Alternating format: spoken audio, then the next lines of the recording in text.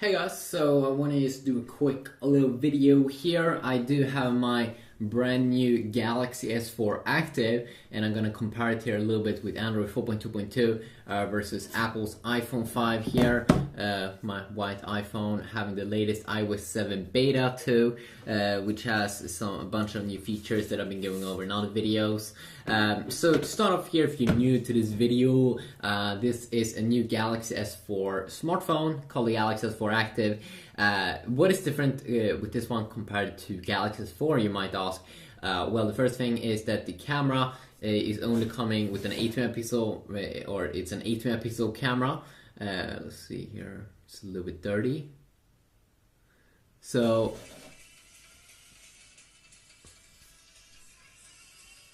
what?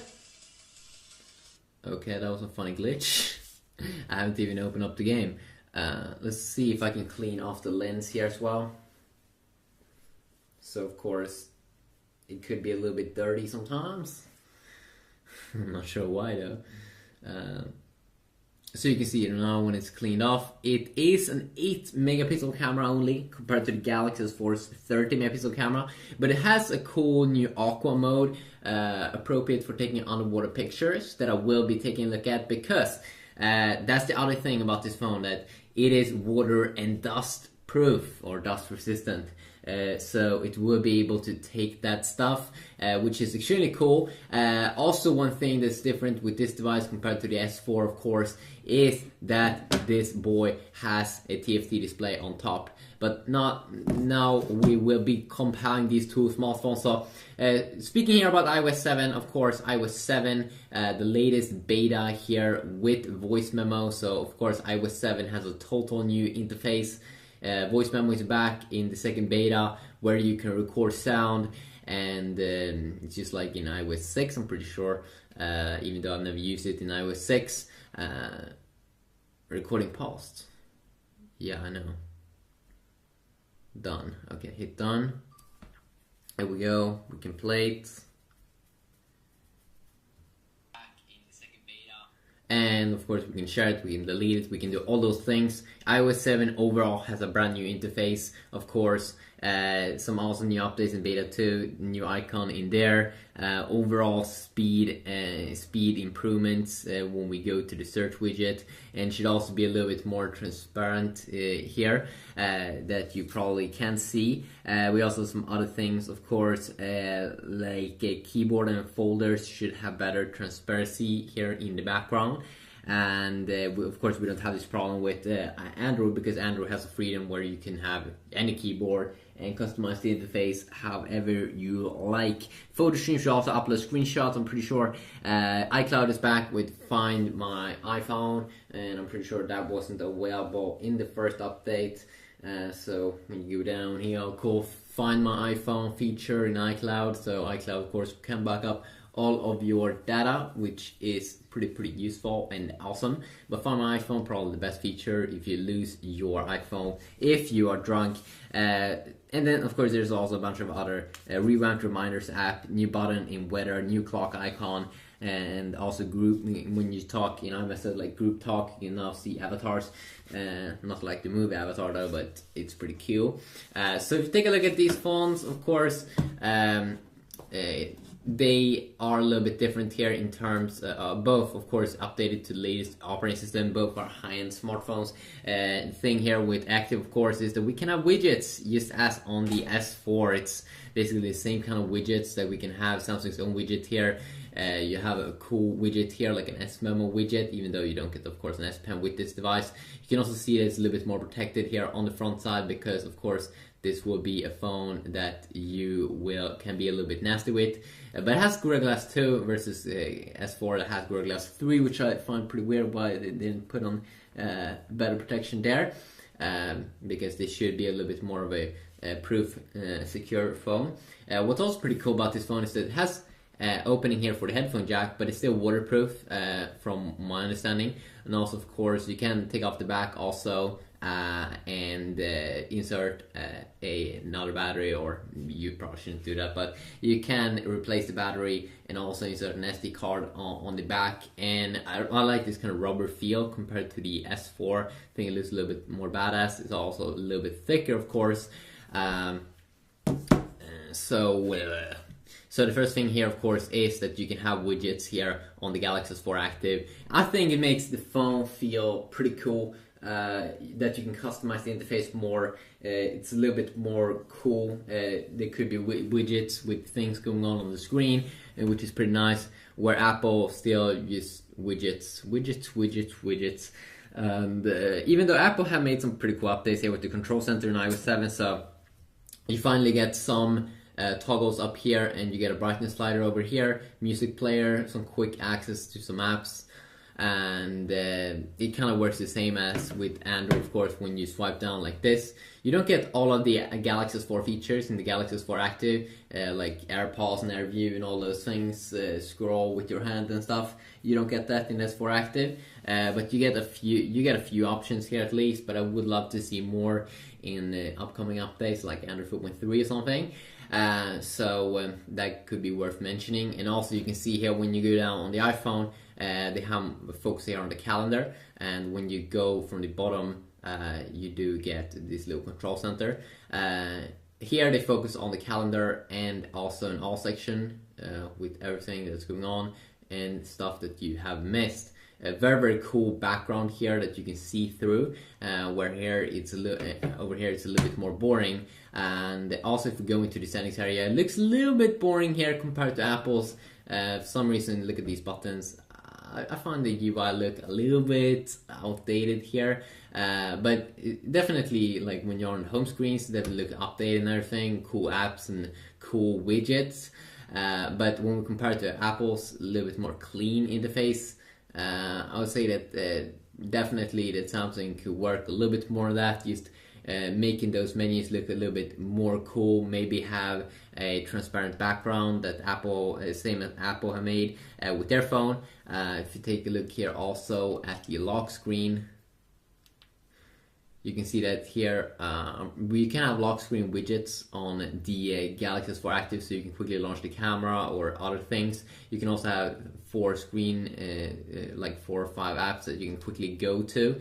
But if you do have the iPhone 5, you do have quick access to the camera, which is good, but you don't get any more options over there than they used to have. Yeah, you can also access the control center, I think it's been called that, down here on the lock screen. You can also disable that if you don't want that, and then you just quickly unlock the device like this.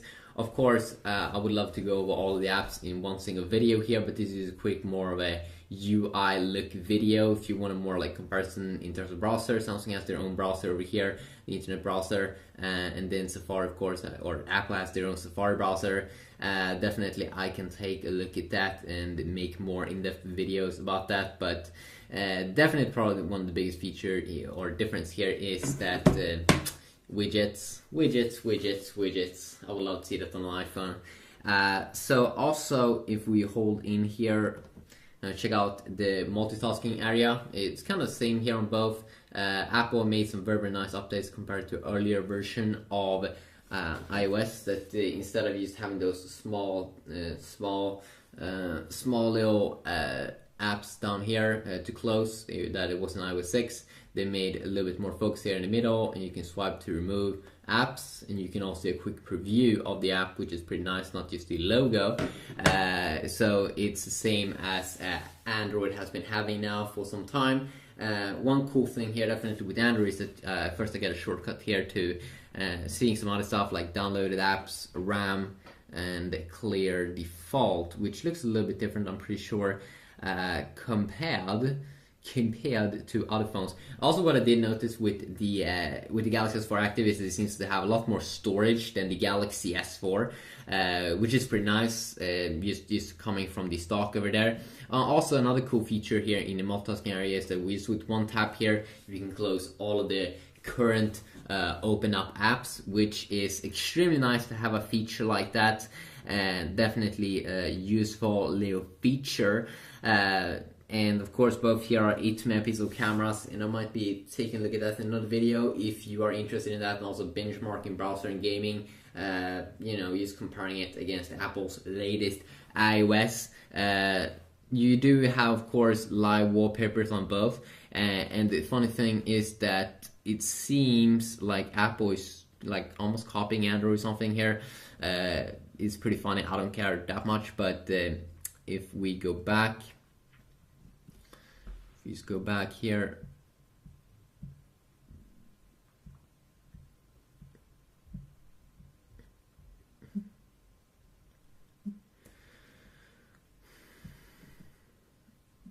And go to set wallpaper. Let's go to home screen. When we go to live wallpapers on both devices, we do get on both like two, Apple call them dynamic wallpapers, but it's like basically the same as Android's live wallpapers. Both have kind of two bubble wallpapers, live wallpapers, which I find pretty funny that both have two, and both are like bubbles moving around. I don't really get that thing. I think that the Galaxy Nexus from Ostia was the first one with that, but I can't tell if it would show. And of course, it's very, very easy to customize your Android device more here with more live wallpapers, backgrounds and everything. Just very, very easy from the Play Store to just pick that up if you would like. And of course, you also have your normal static wallpapers that may not be that interesting. Let's go home screen. So Apple call them stills. There we go. You can see we do have some new wallpapers here in the iOS 7 beta 2.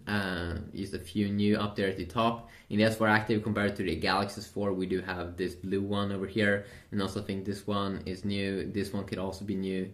This one I think I've seen before, and that one I've also seen before in Samsung's update. Of course, also you do get voice assistant. Apple has some of their own apps.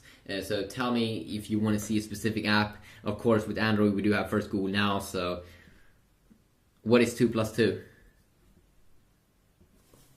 The answer is 4. So you can use either Google Now or Samsung's own assistant called S Voice, which is pretty cool, but it's not as good as Siri from my experience, especially not in terms of speed. What is 2 plus 2? Checking. The answer is 4. Oh, that's so awesome. So Siri is really, really quick here. You can see also very, very nice transparency here. They're using Wolfram Alpha to get data. If you do use Samsung's own S Voice, you can kind of do the same thing, set the alarm, ask time. You can basically ask them anything.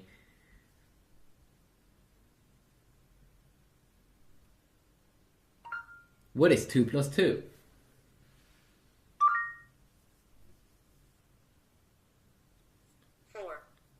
So a little bit slowish here, and it's also using Wolfram Alpha here, but you have to click on a button called More, and then you get it a little bit too big here. But you get the information, and you can definitely experiment with it a lot more. But overall, I would say Siri looks a little bit more clean in terms of its UI. Also, it seems to be responding quicker. But definitely on Android, you should probably just use Google Now.